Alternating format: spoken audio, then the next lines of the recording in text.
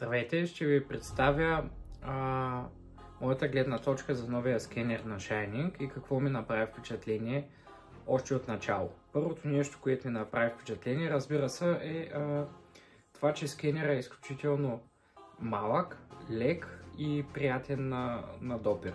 Другото, което ми направи впечатление, е, че в случая има само един кабел.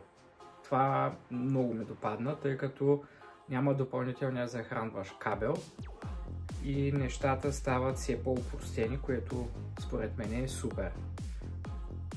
Разбира се, много важно е, че самия скенер е оборудван с LED светлина и с лазерен лъч, което всъщност позволява интраоралната фотограметрия да може да бъде осъществена.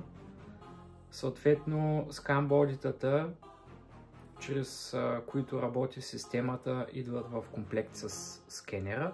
Те са няколко размера, както виждате отзад и на клипа. Съответно, има доста системи, които са имплементирани в софтуера. Най-вероятно и други системи ще бъдат вградени. Доста лесен е процеса на работа. Малко по-натам в клипа ще ви покажа как се работи съответно с софтуер. Activating Beast Mode.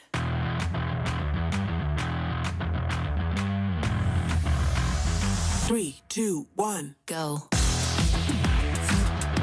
Are you ready? Are you ready? Ready, set, go. Are you ready? Are you ready? Ready, set, go. Everyone watching, we up in the game. Shooting our shot, yeah, we ready to play. Looking at power, no, we can't be tamed. Remember the name. Leveling up, yeah, we breaking the chains. Playing with fire, don't rattle the cage. Pushing the limit, whatever it takes. This is the moment where legends are made. This is where legends are made. 3, 2, 1, go. Are you ready? Are you ready? Ready, set, go. Are you ready? Are you ready? Ready, set, Go. Activating Beast Mode.